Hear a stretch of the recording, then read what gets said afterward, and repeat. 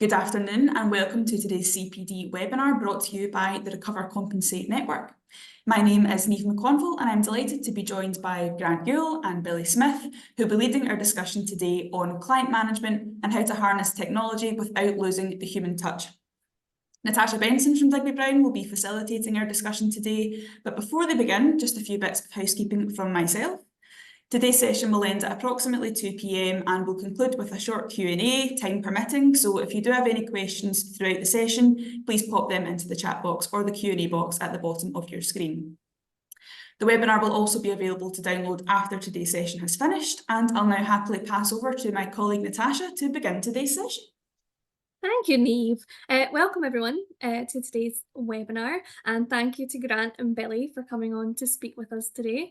Before we start, let me briefly introduce myself. So I'm Natasha Benson and I work within Recover at Digby Brown, and I'll be presenting the webinar along with our lovely speakers, Grant and Billy. So before we get into everything, can you both introduce yourself and in just a couple sentences tell us what you kind of do? Sure, I'll go first if that's okay, Natasha. My name's Grant Yuill and I am the Head of Marketing and Customer Engagement at Denovo Business Intelligence. For anyone who's unaware, Denovo, we are a legal practice management software provider.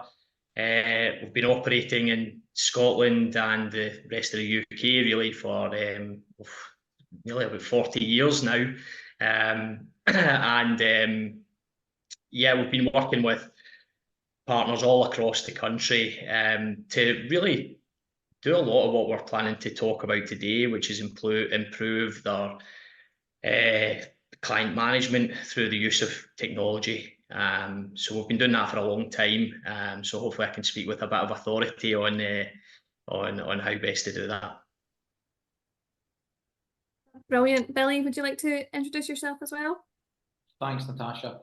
Yeah, I'm Billy Smith. I'm one of the owners of Clarity Simplicity Limited, a firm that started quite literally in September 2010 with a laptop and a mobile phone, which was the extent of the systems that we had at that particular moment in time. I had at that moment in time.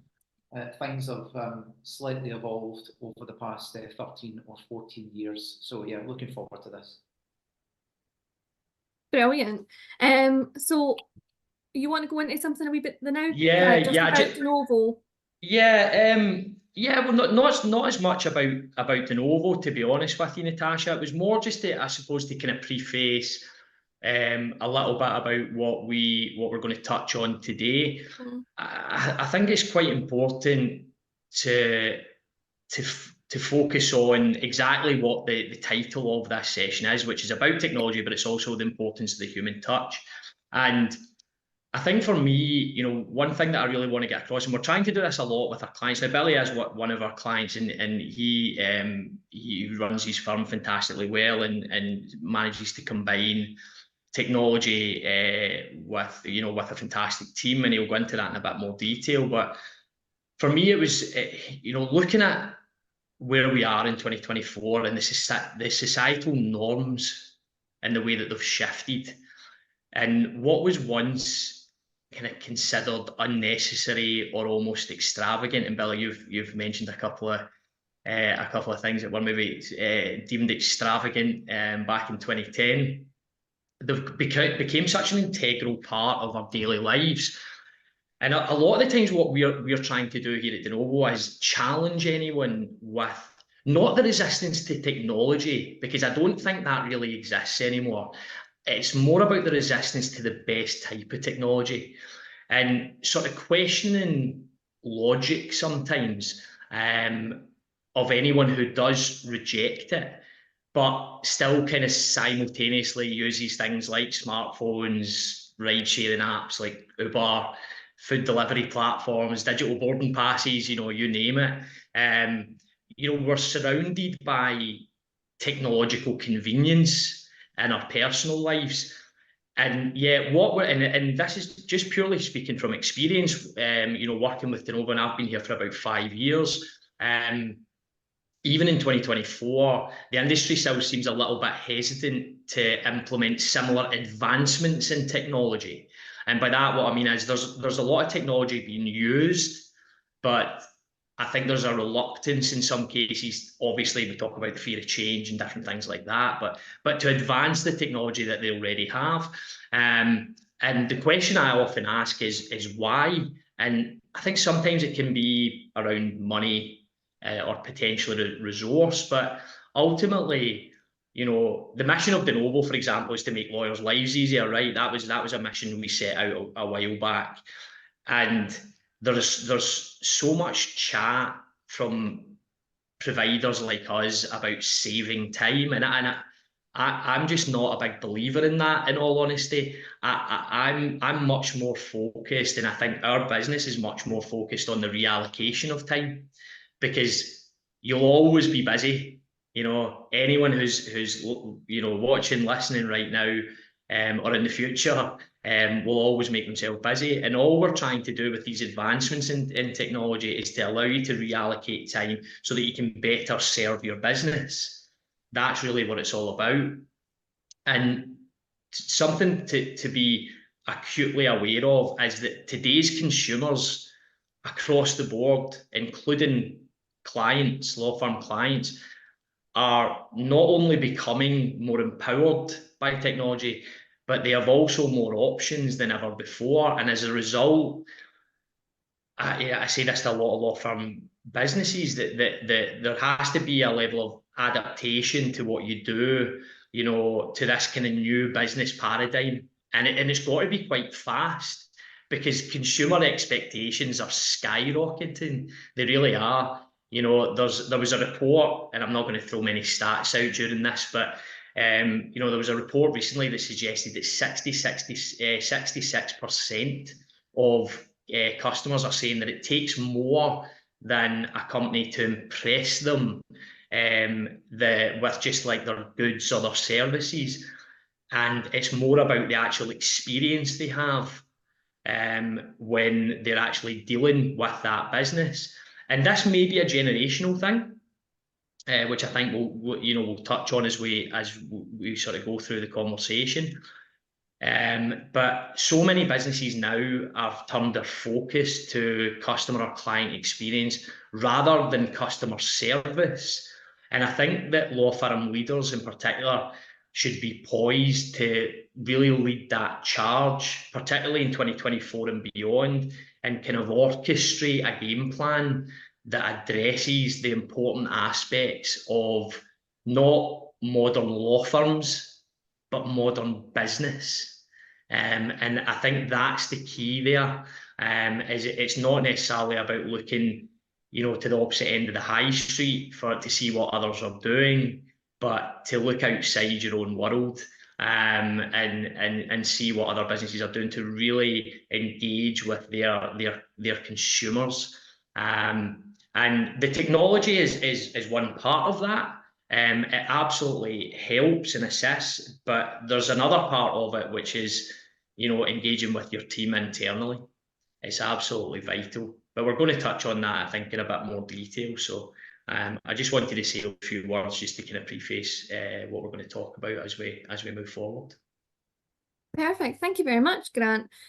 So I know you touched on it a wee bit there, but how would you say that client management has evolved within the legal sector kind of over the past years? Do you think that it's kind of you were saying there, obviously, like you think that we should be taking more of a kind of a business approach, but with technology integration, do you think that it's kind of going to be just kind of keep going that way?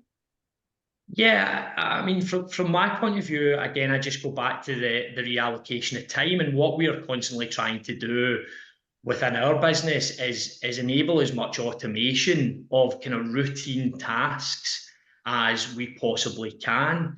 Because what that ultimately does is allows you the freedom to then engage with either your existing clients to retain them, or to look at opportunities to grow your business through attracting more clients.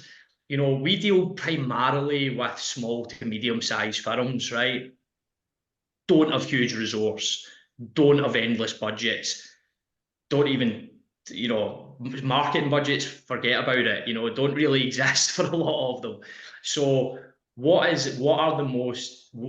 ways can we look at, right? What are the methods we can look at to actually utilize the technology that they already have in place to really get the most out of that, to free some of their time up. We're not going to try and be unrealistic here and right, if you implement automation into your business, if you implement, document management, if you implement different features, leads management, onboarding tools, that all of a sudden you're going to be able to get home at 6 p.m. instead of 7 p.m. in the evening. That's a human decision that's made.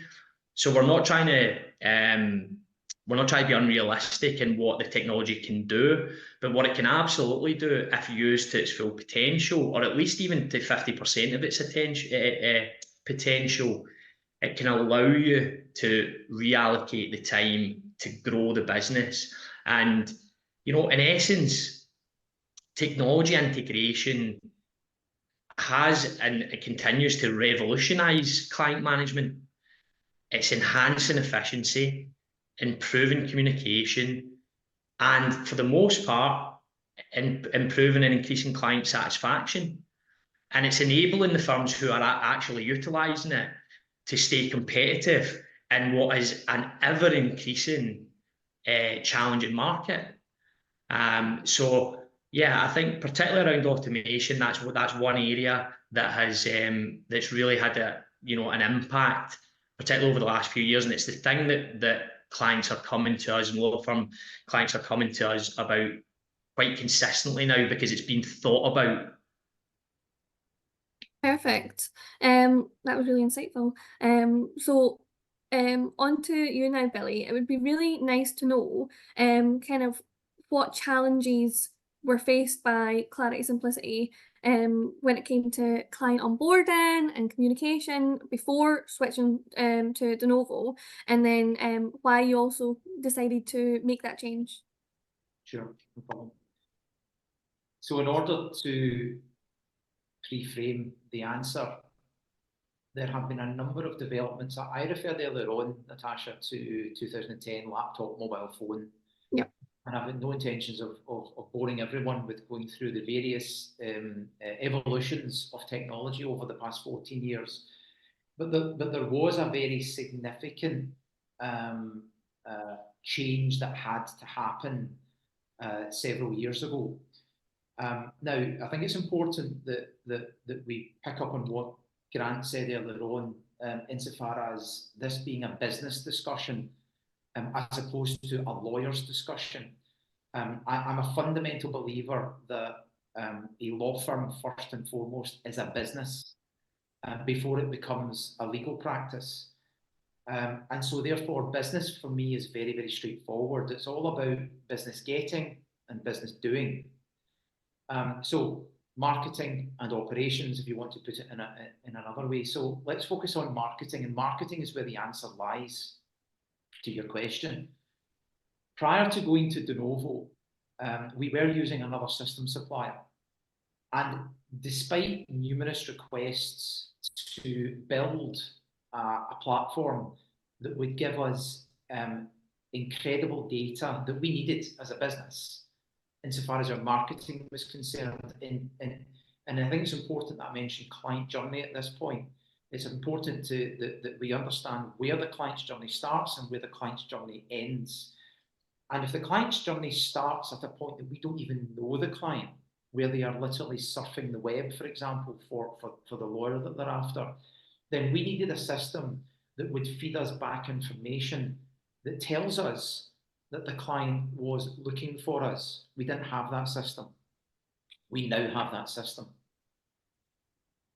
At the same time, and in trying to find that system, we were using such things as Excel spreadsheets, which just, it's antiquated. It's an antiquated method. And I could go on and on and on the various things that we had and things that we wanted to have. But then, enter stage left our partners now at Denovo, who introduced to us the lead management system. And the lead management system was like the shining light coming in the door of the everything that we wanted it to be. And I have to say, at the outset of the conversations with Denovo, I had my doubts, because every system supplier tells you that their system will be the greatest things in sliced bread. And let me be clear, you know, I'm not going to come on here and say that caseload is, you know, the greatest things in sliced bread. It's fairly up there. The caseload system is fairly up there. But these days, the thing that makes the difference to us is that when we need a development on that, when we need a change, we've got Denovo at the end of a phone. Happened yesterday, in fact, when something quite horrific happened in terms of fee generation. And we were able to pick up the phone to Denovo and say, we've got a system problem here, can you help us? And like that, it was done. So I hope that answers your question. It does. I think just to follow up on that briefly, Billy, when you mentioned about the leads management side of what we do, I mean, this is an interesting thing about the way that we've been trying to operate, and I would say probably for the past 5 to 10 years, this is, you know, the only way that software providers like ours can really operate. You've got to be completely solicitor-led in all of this, right? So we can talk about outside influences in terms of how you run the business and everything else, but in terms of the actual you know, capabilities, the features within a software platform, Billy and, you know, his, you know, peers are at the coal face of this, doing this every single day. So the reason that specific features like creating what is effectively an onboarding process for a client came to fruition at Denovo was down to feedback from the likes of Billy saying, look, this doesn't look, we've looked at other platforms, this doesn't really seem to exist in the way that we really need it to. So therefore, can you create and develop something that does exactly what we want to do? And this is the key to a lot of what we're trying to achieve by using technology to improve client interactions. We have to understand what those client interactions are. We have to listen to the solicitor, the paralegal, the secretary, the new business team, whoever it may be, who is having those interactions. Understand and truly understand those pain points and the challenges. Because if you're a busy firm like Billy's and you've got hundreds of inquiries coming through the door, you know, how easy is it to miss or to not follow up or to, you know, just to not quite get it right, you know? And it's very easy to fall into that trap because you're busy being busy. And that's not that, like I say that, you know, not as a slight on any business, but everybody is busy. So how do we utilize the technology to assist? And that's where the automation comes in. That's where the engagement with the law firm comes in, spending an enormous amount of time, and quite rightly, because it's vitally important that we get this right for every single client. And you know, and that's the client, the law firm. And in all honesty, then the law firm is looking to get it right for every single one of their existing clients and prospective clients, because it is so simple now for anyone who's approaching a firm. And think about the generation now, and I talk about this a lot, about the generational changes and adaptations that need to take place due to generational changes. That the client who's 25 now and is going to buy their first house, the expectation levels that they have from any business that they're dealing with, no matter a law firm or whoever, is completely different from someone who's in their 50s. Right? That's not me being ageist. That's just you know, that's just a fact. You know, so if you're not able to communicate in the most efficient and most appropriate way, using the best technology, and then coupling that up with the best internal training and the best understanding of how these clients want to be communicated to, they just go to the next firm in Google. That is it. That is how the loyalty And I think once you've got them, loyalty can exist, but it's getting them in the first place to be able to create that loyalty and create that trust. Because the generation from millennial to the current generation that would be instructing law firms don't really have the same level of loyalty as previous generations. So we've just got to be mindful of that all the time. I think as well is that with all the different technology changes, something that can be missed is the actual human aspect of it, because like we used to like obviously do things much more kind of face to face or like via the phone and things like that. With all these technology integrations, it's just making sure that that human touch is still there. So what I'd like to know is kind of how you actually engage the team to keep those client experiences while also using the technology, but also keeping that kind of human aspect as well. Is it okay if I go on that one? I'll give you that one, Billy. Yeah. It's your team. Where I'm going to start and where I'm going to end here is that it's a balancing act, but it's an important balancing act. What we've had to be mindful of, and what I would implore other firms out there to be very vigilant over, is allowing very, very, very good system integrations, whether that's a case management tool or whether that's a website or whatever the case may be, to essentially take over the client journey, so that the client has no means of touching or speaking to the human at the end of the day. I've got a little story on that which I might get to. But what we've done here is we've taken the technology that we use. So let's use caseload then. We've taken caseload and we've taken the leads management system, and the leads management system is very much involved in everything that we do from a business getting perspective. And I am happy to talk about the other part, the business doing perspective. But we've also got a client services team. We've got human beings who are at the end of a phone, who even if the client doesn't phone in, potential client doesn't phone in, if the potential client is emailing in, that client services team is then phoning that person back.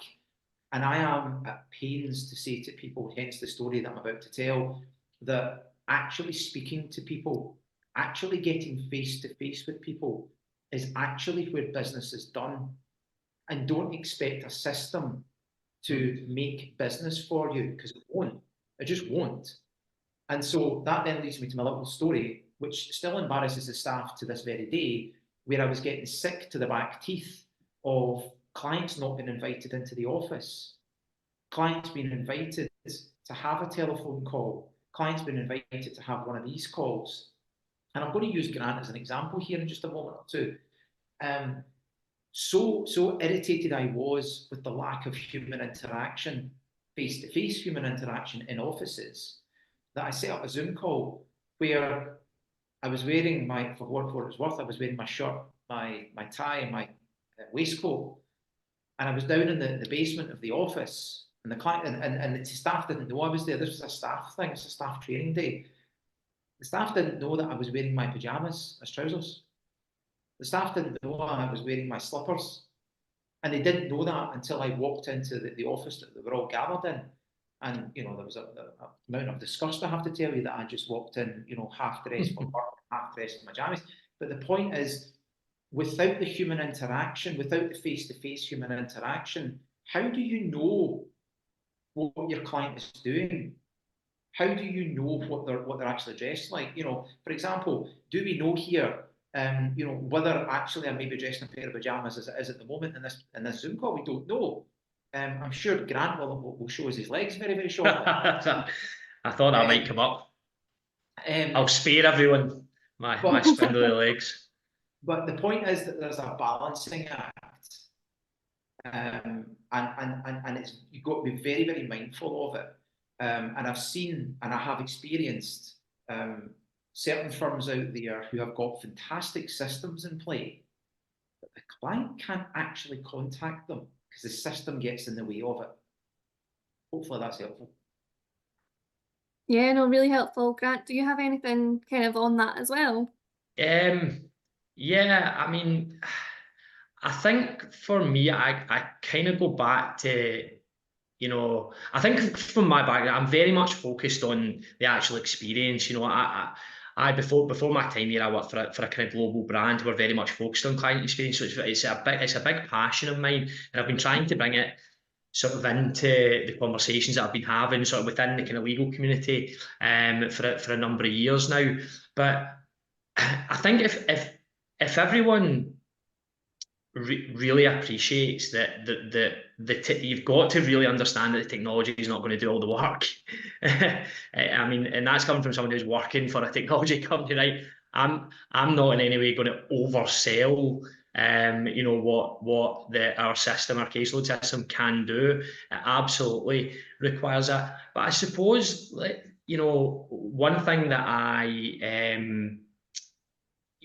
I've sort of thought about is how do you actually quantify the experience that a client has actually had, with your business, because going back to the expectations now of what let's say a younger generation would now expect from a firm. I sort of looked at it as, well, if I instruct a firm, right, so I'm going through the process, right, and let's say at the beginning there is very little sort of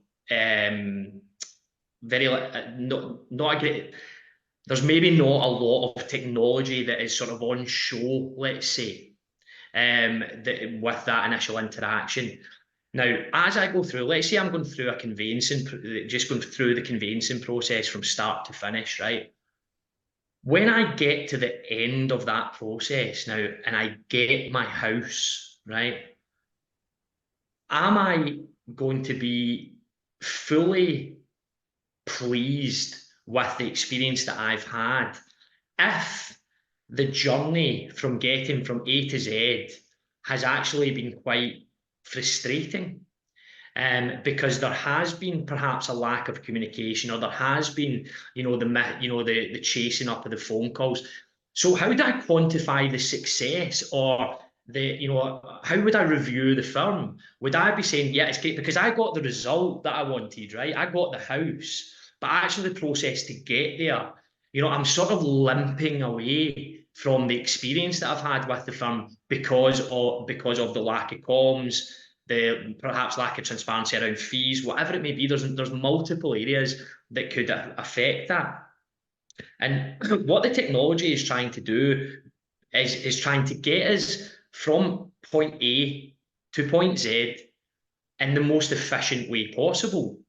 Now, within that, you absolutely need the human to ensure that that process maintains, we describe it as milestones within our software, and just sticking with a conveyancing transaction as the example, that we're sort of checking off milestones as we go through that process. So what that means is that nothing can really ever be missed. A phone call, a chaser, a quote, in terms of business out, right? Okay, what's the date? Is the client been given the dates, when they're getting the keys, whatever information it may be as you go through that process. The technology can ensure that you don't miss any, and also create actionable next steps, and then have the person who's dealing with that, they can be held accountable in a positive way, hopefully in a positive way, held accountable for the actions that they've taken to make the process and the journey as successful as it can possibly be. So if none of that really happens throughout, I might be limping away from the process and thinking to myself, do you know what? That actual experience that I had with that firm was not great. Would I recommend them? No. Would I use them again? No. So I'm now needing a will. Right, I'm going to go elsewhere because you know what? Or I've now got myself into a bit of bother. Right, I'm not going to, or I'm going through whatever it may be. If they've got multiple work types, can you use them again? Because one of the things that every firm should be doing is retaining those clients and communicating with them and marketing to them, like Billy's mentioned. But if those things are, and that's where the technology comes in, and that's where the advancements that I mentioned at the top of the conversation come in. Because if your system cannot generate milestones throughout to get that accountability and the process really streamlined and automated, you need to start looking, because all these things exist. And I think I say this a lot when I sit down with firms, and I sit down with them on a regular basis, and I say, look, you don't know what you don't know, right? So if you're just going through just going through the processes you normally would, you're not really considering change. As you might be really happy with the way that you're operating, and if you are, that's great.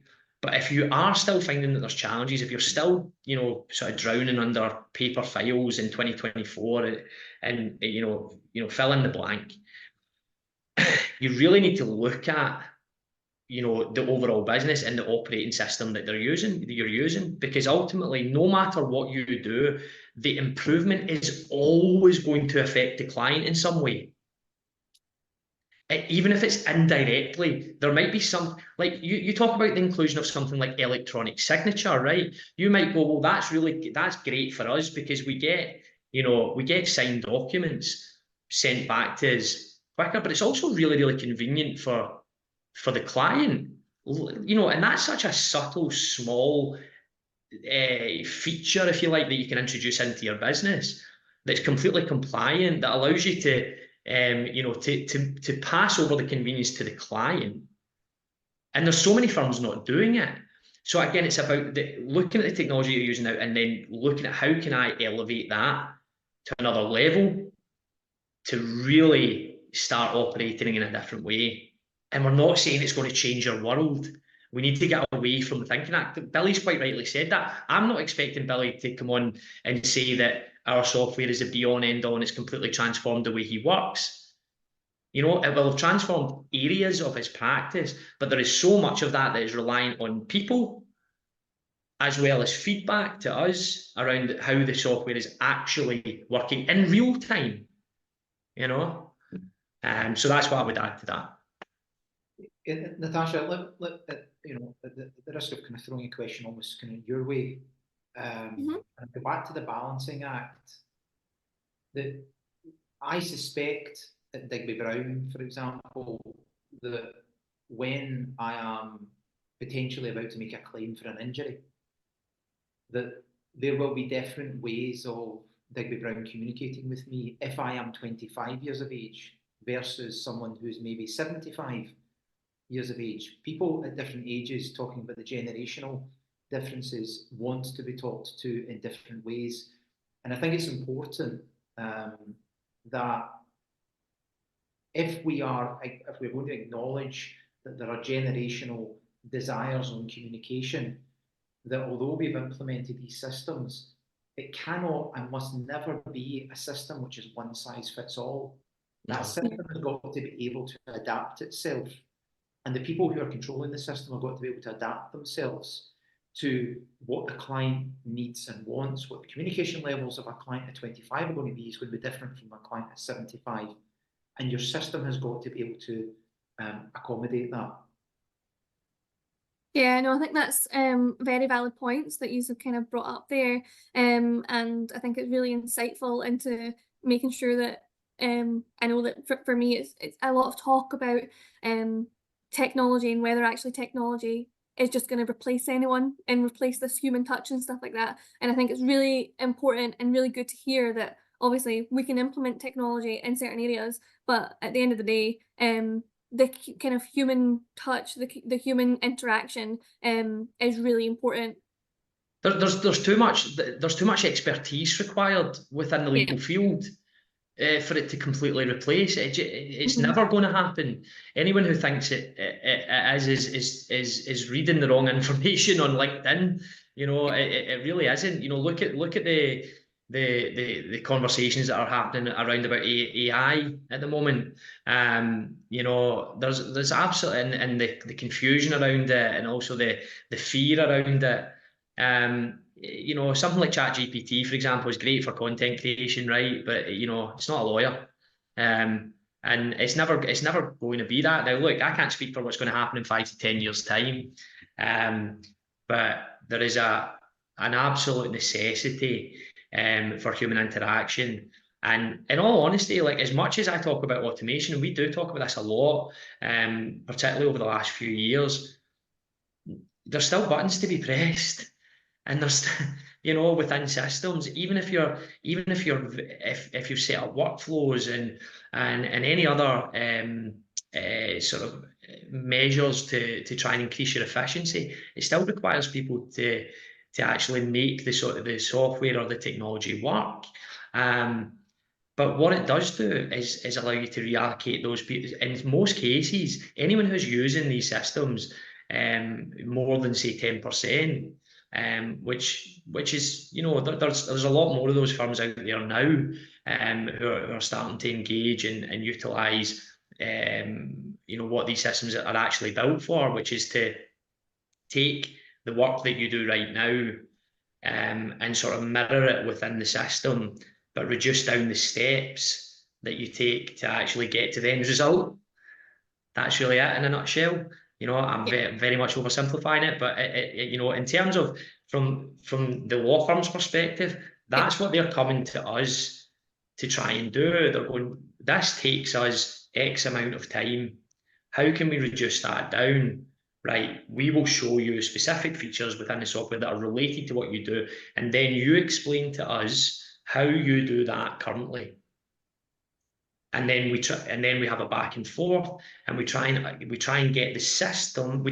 Instead of manipulating the firm, this is what a lot of providers get wrong, right? They're going, right, you've got to fit into the way our system works.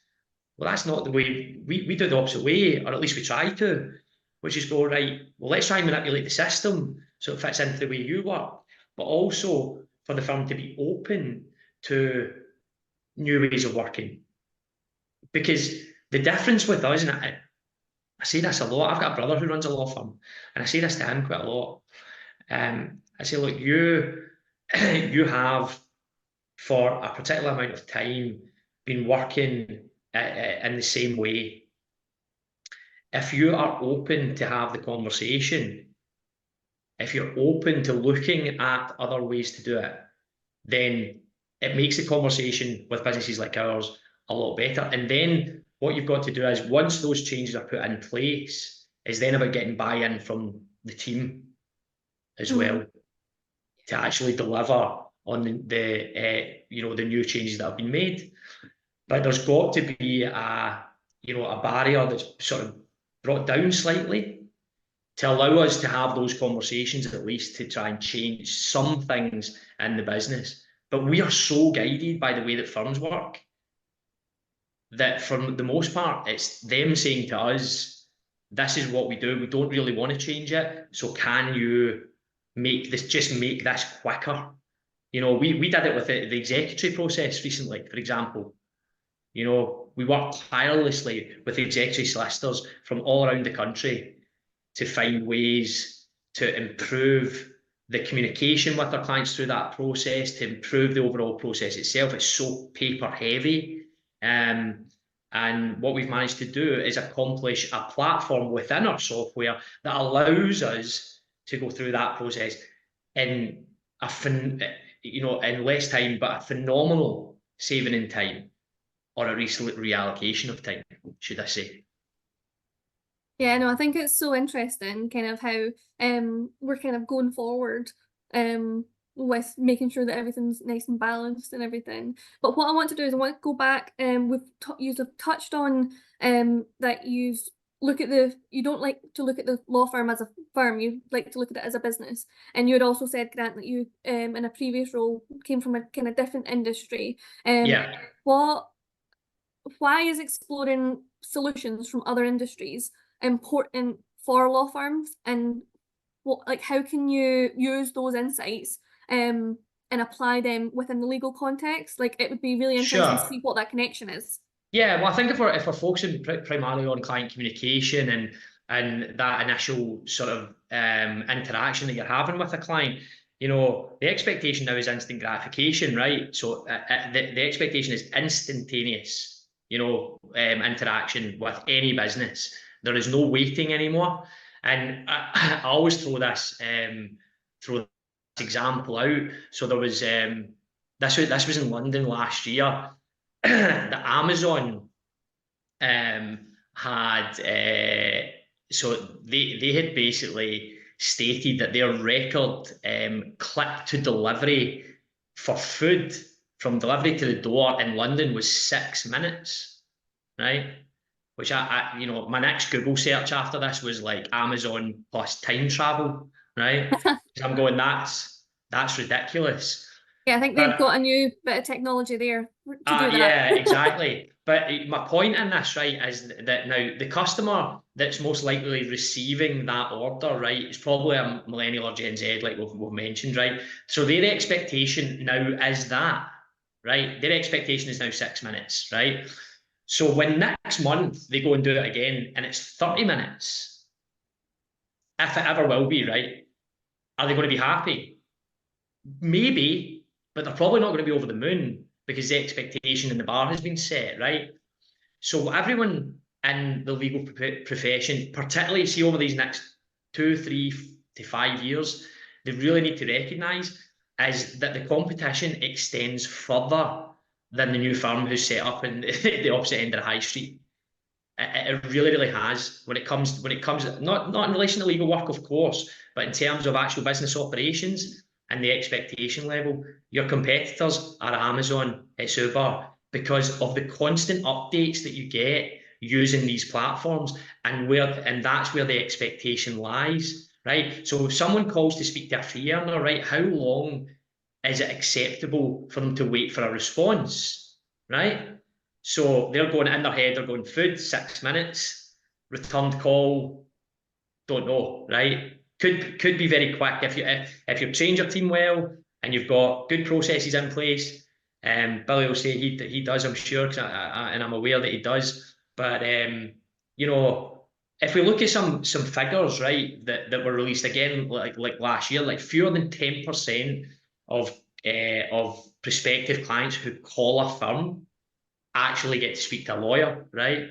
More than 40% of them who leave a voicemail or fill out a web form have to wait 2 to 3 days before they hear back, right? These stats just blew my mind, you know, particularly because of the background that I come from, when again, it's about instant gratification, and that was something that was all part of the experience. And it's something, again, that we do at Denovo. You know, you're never going to wait 3 days. If you come to us and say we're interested in your software, you're going to hear back from somebody within an hour.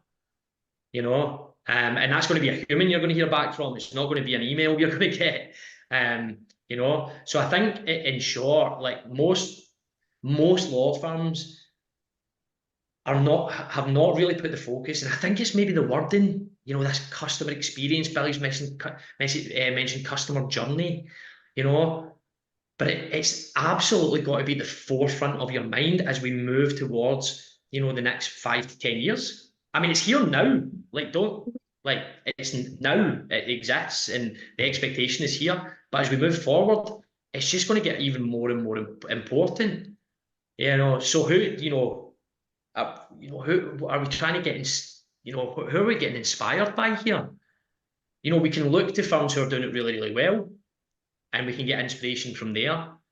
But we've also got to look outside our own world on a lot of occasions. And here at Denovo, we do that constantly. We don't just look at, you know, the way that other legal software providers are operating. We're looking at, you know, multiple organizations to see how they do it well. Also, much bigger than us. We're a relatively small business in the grand scheme of things. And we've got to look to bigger businesses, smaller businesses, and see who's doing things really, really well, and then take advice on it. And don't be afraid to take on that advice, and then challenge your team to actually implement some of these positive changes. Because if you're in a firm and it's just operated the same way, it's definition of insanity, right, which we don't need to cover. But if you're doing the same thing over and over again, you know, a lot of firms, I think, reach a plateau in terms of the growth of their business. They kind of glide like this for quite a long time, and technology can definitely push you in the direction of starting to go up. But it's got to have the right people who really buy into the idea of it. And also the idea of having champions of the technology within your business, be that case management or whatever that you introduce. You've got to have champions that exist within your business. They have got to drive it. They've got to understand it. Billy, you can, definitely vouch for that. Someone like your colleague Emma, who definitely championed the change, because again, the change from one system to another is daunting enough, with data conversions and concerns around the uptake and the onboarding, all these things. And we try, we never sit back and sort of go, yeah, these things are all streamlined. It's a breeze. It's never a breeze. Like, let's be real, right? We'll try and make it as pain-free as possible, but there's always going to be challenges through that process. But if you've really got someone championing it at the end of the law firm, what a difference it can make, truly. Yeah, we're running slightly tight on time, so I'm only going to ask one question, but it leads into that what you just discussed there, Grant. And it was to actually ask, because you're saying about how you kind of really focus in on like customization and making sure that it's all good to be able to, it's all ease of use and everything like that. How do you balance customization with ease of use? And also, Billy, how do Denovo kind of support that going forward within the actual business? I'll let you take that, Billy. I had a conversation yesterday with another law firm owner who has got another system, and on the face of it, the system is fantastic.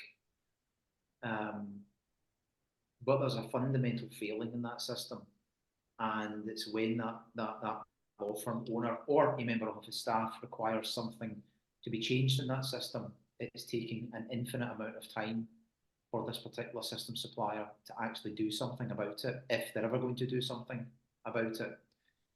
That is, for us, the fundamental difference. And I'm going to go back and I'm going to say it again. What Caseload supplies, is not perfect by any stretch of the imagination. And I don't think, for what it's worth, there ought ever to be any systems that are perfect, because systems ought have to be developed all the time. Therefore, you should never get to a 100% perfect system. But what I think you absolutely need is a communication channel. We talked about humans earlier on. There needs to be a communication channel between the people who are using the system and the people who are developing the system. And it's not just the ability to hear this all the time. I was able to email somebody and raise a ticket. It's actually not good enough. You need to know that if you're going to do that, there's going to be somebody at the end of the ticket who's actually going to pick up the phone very, very shortly and say, I've got the solution for this, leave it with us. That sort of thing. What's your take on that, Grant? I completely agree. Do you know what's interesting about what you're saying in terms of the human interaction between the law firm and the provider? What I like about the way that you operate, Billy, is it's not just you that we talk to. It's not just Emma King, the two leaders of the firm. So we have regular communication with Billy's firm and many others, as you can imagine. And that goes from our managing director right the way through our training department. I mean, we can't get our managing director to sit still, in all honesty, with Stephen Hill. He's constantly spends about 60% of his time just out, understanding how firms operate and everything else. He's some man. But yeah, I mean, we've got multiple people from within your firm, Billy, who we speak to on a regular basis, because they're operating, doing different things every single day, at slightly different levels. And we have to have those interactions in order to understand, because Billy's doing, what Billy does in a day-to-day is different from what one of his paralegals do in a day-to-day. True? Yes. So yeah, true. So in terms of us getting feedback from Billy about what his paralegal does on a day-to-day, it's probably not going to be as insightful or as useful as the paralegal just telling us themselves. But we've got to open up that communication stream to allow us to have those regular conversations, because there's so many times, we talk about shelfware, right? We talk about so many times that these systems get put in place And being brought in for, like, Billy was around a lot about onboarding and putting customer journey. For other people, it'll be they want a quote diary, they want document management, and Billy's got all those things, but they'll come to us for different reasons. But ultimately, if the communication stream between us and them doesn't exist beyond the implementation and that sort of like go live date, if that doesn't exist beyond that, then we are not doing our job properly, because there is no way that the expectation should be on the law firm for them to. We like to call the lawyers the innovators, right?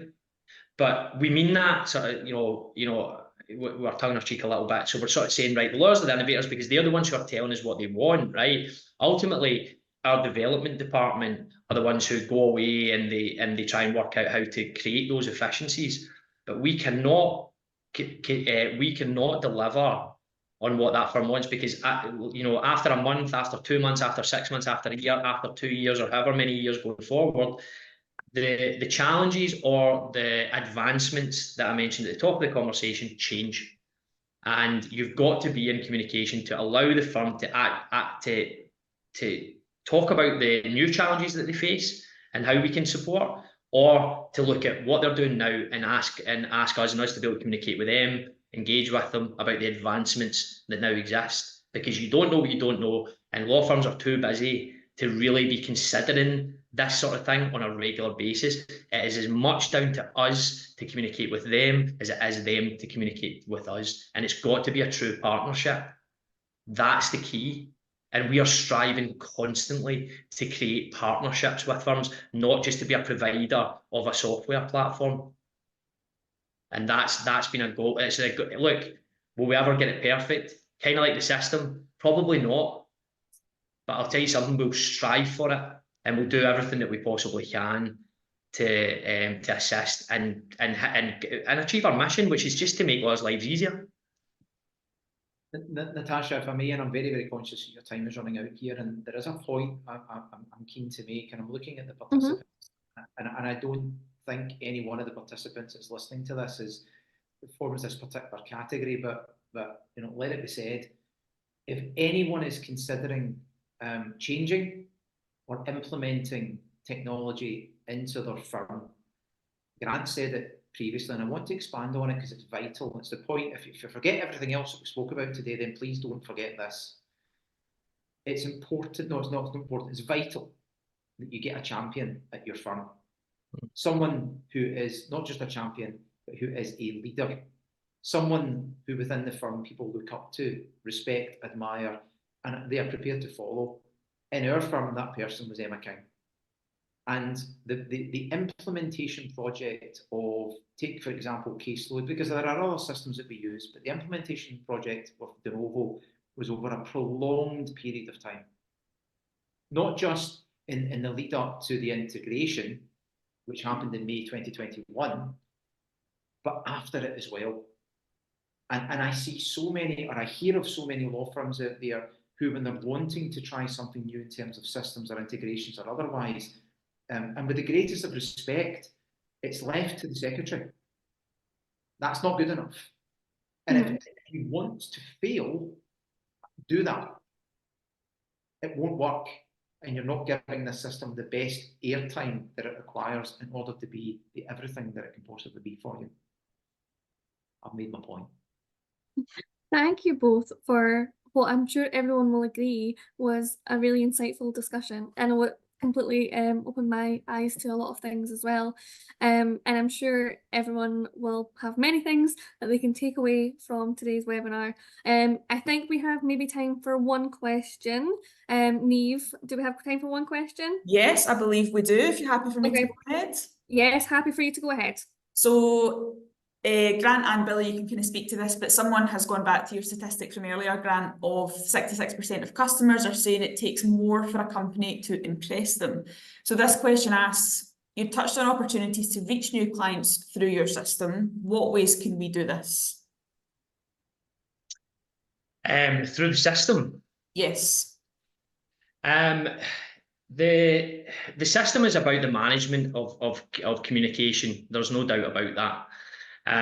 From you know, if we take the onboarding of clients, you know, from the system allowing web forms for content to be filled in on web forms, for it to be automatically then placed into the leads management section within your case management system, for then you to be able to interact with that lead before it comes a client, to engage with them in whatever way you see fit, to allow the introduction of things like what we call smart event automation, which is bundling up communication documents and allowing communication to happen at the click of a button, but multiple things to happen as once you click that button. And it's really interesting when we show these things in like demonstrations, and we sort of click the button and then sort of stand back from the PC or the laptop, and the system kind of pulls it together. But you know, ultimately, and Billy could probably speak to this a little bit as well, you know, the system can only do so much in terms of improving the communication. It's about training. I was literally on a call with an existing client. We were running just before we came on to this webinar today, and they're sitting with outstanding events, which are basically actions within the leads part of the software. And what they're not doing is sort of following up with that. So what we were trying to find was ways to because they're very, very busy, so they've got lots of leads coming into the business, and you know, we're looking at ways to automate things so that, you know, you can get automated emails and whatever else. But really, at that point in and Billy touched on that earlier as well, at that point in the interaction, there is a point where you need to have human communication, you know, because you're trying to sell the idea of working with or them instructing your business. And there's no one better to do that than having an actual conversation. But the system can automate a lot of the processes in those initial stages, and then beyond that. So once the lead is actually processed and becomes a client, that's when the system really comes into its own.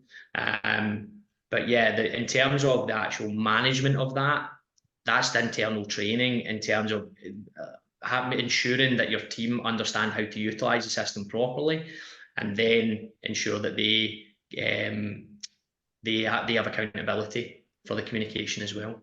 Absolutely. Hopefully that answered that person's question. I think that's all the questions we've got time for, so I'll pass back to you, Natasha. Thanks, Niamh. So just a couple words before we wrap up. I'd like to thank you all for joining us today. We do hope that you have enjoyed the session. Registration for our final CPD webinar of the series is open. June's topic is all about maximising your fees, so please do keep an eye out for more information on that in the next coming weeks. I'll quickly pass over to Grant and Billy for any final words before we finish. No, I just want to say thanks very much for the invitation to join. It's always great to have a platform to talk about some of these topics, and I think, you know, we're always open to discuss any of the points that have been raised today with any firm, client or not. It doesn't really matter. We just want to have the opportunity to try and provide advice for the legal community as much as we possibly can. You know, we've got a lot of experience within this building, and you know, the more insight we can share, the better. And look, if you're interested in what we do off the back of that, great. But really, it's about trying to educate as much as we possibly can. Perfect, Billy. I will say thank you for doing this, but thank you also for doing something that I think as lawyers, as owners of law firms, don't do nearly enough, which is come into forums like this and exchange ideas. So thank you for continuing that drive. Perfect. Thanks again to both of you for coming, chatting. Honestly, it's been so insightful. I've really loved our little chat today. And also thank you again to everyone for joining us. And I hope that everyone has a lovely weekend when it comes. It looks like it'll be nice weather, so hopefully. Yeah. Excellent. Okay. Thanks so much, guys. Thank you, everyone. See you later. Bye-bye.